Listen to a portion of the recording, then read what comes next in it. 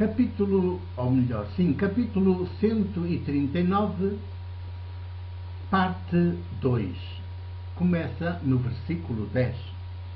Alguns, quando já parocos, ainda saíram dos eixos, quase sempre de forma atabalhoada, sem afetos, sem ternura, sem entranhas de humanidade. Todos foram exemplarmente penalizados pelo bispo titular, castigados, excomungados, suspensos. E ainda hoje os seus nomes são espúrios, mesmo no olhar e no dizer das populações das respectivas paróquias. E no dizer dos escritores, quem não conhece o romance O Crime do Padre Amaro, do nosso Essa, e de certos jornalistas que por vezes andam por aí à caça de padres que falham no celibato, como se o celibato, quando não é opcional, mas imposto por lei eclesiástica, e quando não é por uma causa maior, mas por respeito à lei eclesiástica, fosse virtude e não pecado, como de facto é. No caso do celibato imposto por lei eclesiástica, só é virtude na perspectiva do moralismo católico romano, que é, como não me canso de dizer, um moralismo obsceno e imoral. 11. Mas não foram só os seminários nascidos no Concílio de Trento, nem só a lei eclesiástica do celibato obrigatório para os padres.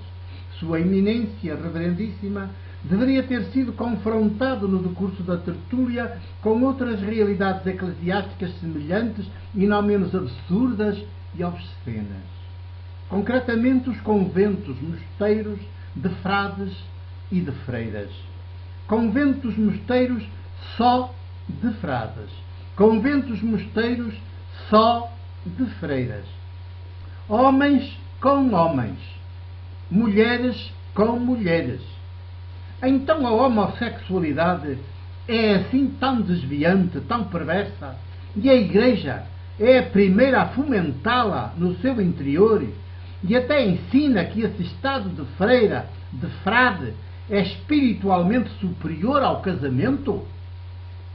Sim, ela não permite a prática efetiva da homossexualidade nos conventos, mosteiros, seminários, mas cria os mosteiros, conventos, seminários só para frades e só para freiras, só para padres ou candidatos. 12. Têm de viver anos e anos sob o mesmo teto, mas não se podem amar, nem amar ninguém cá fora. Têm de viver reprimidos a vida inteira. E se nesta ou naquela, neste ou naquele, nasce um sentimento especial de afeto por outra, por outro, lá dentro, logo a superior, a madre, o superior, abade, intervém e mata tudo ao nascer. O aborto dos afetos não só é permitido, como é incentivado como virtude. O aborto dos afetos. Não acham que isto é de bradar aos céus? A perversão é total, pelo menos ao nível do institucional eclesiástico. Tudo na chamada vida religiosa ou consagrada favorece e empurra para a homossexualidade praticada. Só o não é se for violentamente reprimida, e é.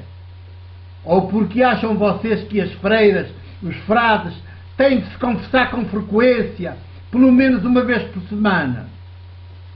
É a repressão, o suplício de tanta lua em ação por toda a vida.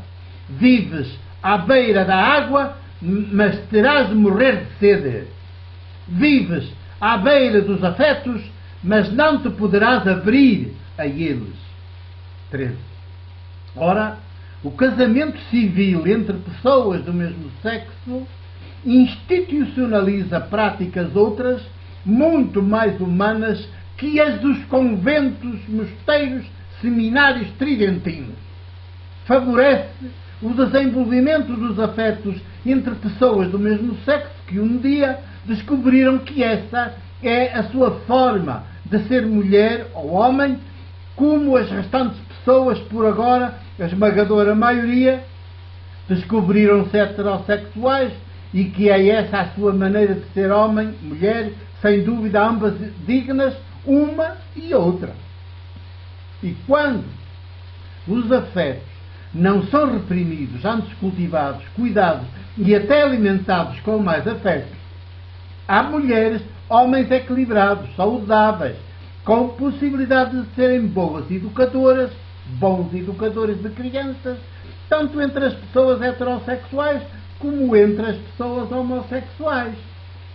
14. O que é de todo condenável é aquilo que durante séculos fez a hierarquia da Igreja Católica, como os seus seminários tridentinos e os seus conventos mosteiros, que arrancavam violentamente as meninas, os meninos das respectivas mães dos respectivos pais e os enclausuravam nos conventos mosteiros só de freiras ou só de frades e nos seminários, onde eram educados ou só por freiras, ou só por frades, ou só por padres, todos sem afetos, qual deles, o mais frustrado, o mais agressivo, o mais reprimido, o mais frio, o mais distante, o mais sádico, o mais violento. E eram-no os meninos adolescentes não apenas por dois pais, as meninas adolescentes não apenas por duas mães, para usar a expressão de sua eminência reverendíssima, o cardeal D. José Saraiva Martins, mas por dezenas ou dúzias deles, nomeadamente nos tempos em que os conventos mosteiros seminários estavam a abarrotar de candidatas a freira, de candidatos a frade e a padre. Hoje, felizmente, todos cada vez mais às moscas. Felizmente. 15. Pensem só, a concluir esta minha crónica cheia de ironia teológica. Sabiam que Jesus também fez da ironia teológica uma forma de ternura e uma prática de libertação para derrubar o moralismo imoral da sua época e do seu país? No mundialmente conhecido caso da desgraçada Lúcia de Fátima, Conselho de Ourém, essa mesma, a da mentira e do crime que dá pelo nome de Senhora de Fátima, a famigerada empresa Senhora de Fátima S.A., foi retirada à força aos respectivos pais no início da sua puberdade e depois sucessivamente sequestrada até à hora da morte, primeiro no asilo de Vilar, Porto, hoje Instituto Vanzeler, depois num convento de freiras, só mulheres com mulheres, em Pontevedra, Galiza, depois feita freira Doroteia à força, depois feita freira carmelita de clausura à força, em Coimbra, sem nunca mais poder ser ela própria, sem nunca mais poder amar ninguém, nem sequer ver a mãe, quando esta estava à beira de morrer e manifestou vontade de a ver, ao menos ouvir-lhe a voz pelo telefone. Nem isso autorizaram as suas madres superiores.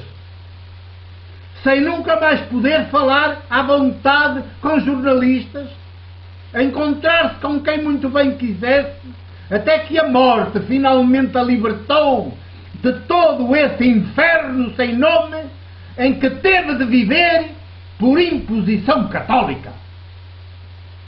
16.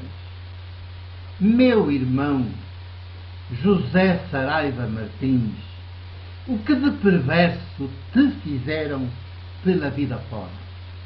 Agora, ou cais na conta de como desde menino te estragaram a vida para sempre e reaprendes, embora já no outono da vida, a ser humano simplesmente, fraterno simplesmente, também das tuas irmãs lésbicas, dos teus irmãos homossexuais, e então poderás pronunciar-te sobre as questões que nos dizem respeito, ou então prossegue nessa tua demência eclesiástica de vermelho vestida, de barrete cardinalício na cabeça e de anel cardinalício no dedo, mas deixa a sociedade civil prosseguir o seu caminho, com Deus vivo, o de Jesus, mais íntimo a ela do que ela própria, sem interferires mais com as tuas infantis e infantilizadoras catequeses bíblico-teológicas. Porque Deus que nos criou, criou-nos mulheres e homens, sim, mas heterossexuais e homossexuais, e todos, com um potencial de afetos que urge desenvolver, praticar, segundo a matriz de cada um. E sabe, meu irmão, que tudo o que não for assim é pecado. 2009, fevereiro 18. O meu abraço e o meu beijo do presbítero da Igreja do Porto, de modo especial para o meu irmão, o bispo Saraiva, José Saraiva.